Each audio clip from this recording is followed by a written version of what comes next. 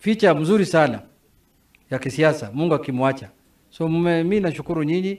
Senator vile amesema ni rafiki yangu. Lesepe ndio amefanya tumekuwa marafiki. Lakini ile kitu nimeshangaa leo, Senator alikuja Senate kama yeye ni kijana mdogo sana. Sasa hii amekuwa mzee, sijui ni shida gani hii. Si Senator amekupata. Hata nywele karibu inaruka kwa kichwa yote.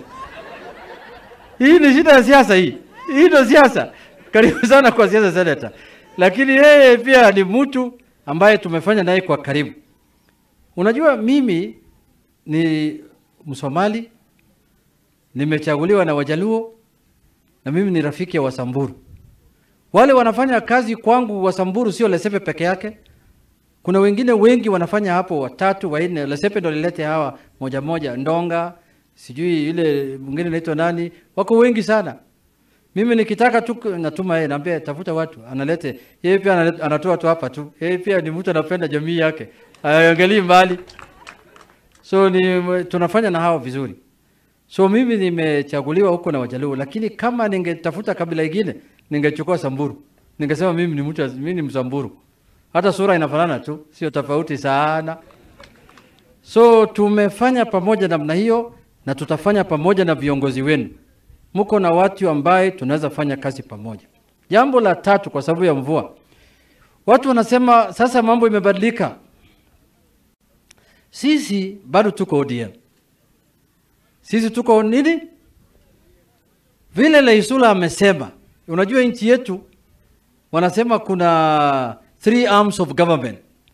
Kuna executive, legislature na judiciary. But unajua baba pia ni 4th arm of government. Yeye pia yako kivyake. Yeye pia ni mtu unamjua. Kazi yake ni ngumu.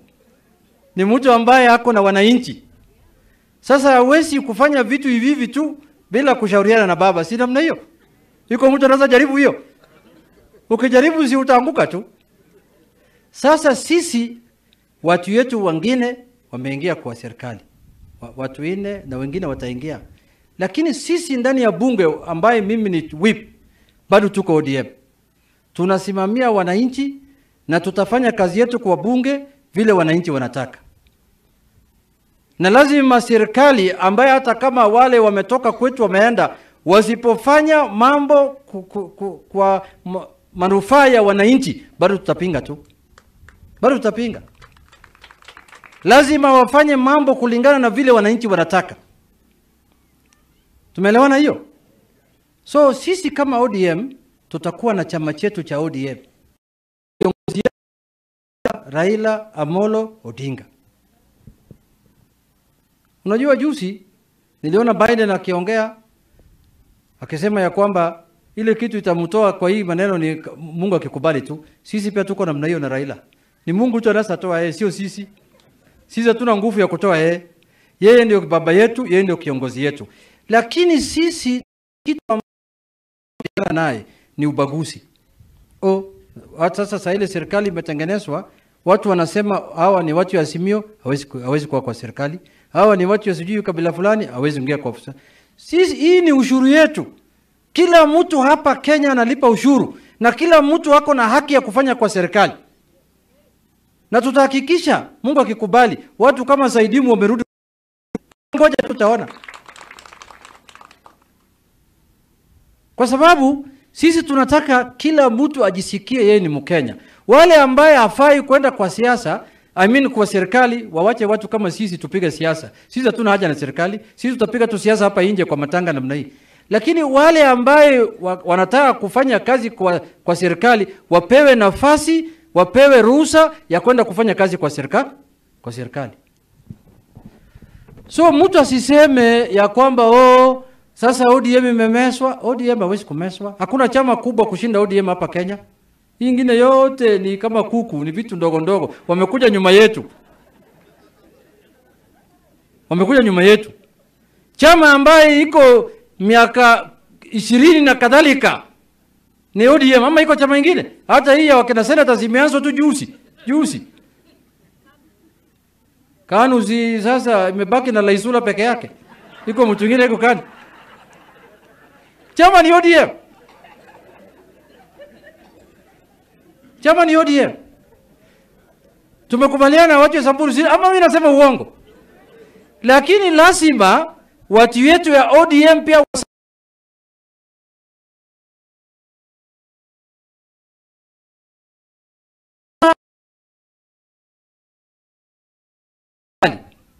yule mtu ya ODM ambaye ako na ujuzi kama John Mbadi, mtu amesoma sana mambo ya hisabu, mambo ya finance. Kama yeye anataka kwenda kusaidia serikali, aende tu asaidie. Mtu kama Oparanya, mtu amesoma sana sijui nini, aende asaidie hawa. Kwa sababu wanahitaji ujuzi, si wanahitaji ujuzi, waende asaidie hawa tu. Lakini sisi bado tuko hapa tunapima.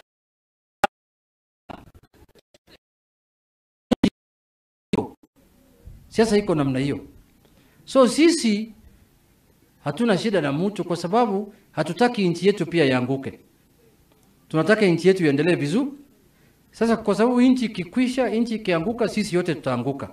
Na baba hawezi kubali hiyo. Baba amesaidia hii nchi mara ngapi? 2007 mnajua yeye ndo alishinda uchaguzi, si alishinda? Wakati sasa wengine wakalete nyokonyoko, akasema wacha mkae naye, tukae tu namna hii vile tulikaa mpaka 2013. 2017 ikakuwa namna hiyo. Uhuru akakuja akasema mzee, tuongee kwa sababu hapa mbele naona giza. Akasema okay, wewe endelea tu. Inaonekana Kenya Kwanza pia waliona giza hapa mbele. Wakasema mzee iko wapi? Kuja uangalie hii maneno, tuletee sisi watu wawili watatu ya kusaidia, lakini wewe endelea na mambo yako ODM. Si hiyo ndio maneno iko? Waliona giza hapa mbele. Hatuwezi kubali nchi ikufe kwa giza. Lakini sisi bado tuko OD. Hiyo ndio multi-party democracy. Hiyo ndio sera ya siasa. Senata, tumekubaliana. Ukileta kitu ya maana kwa bunge ambayo inasaidia wananchi, ambayo imeletwa na serikali, tutaunga mkono.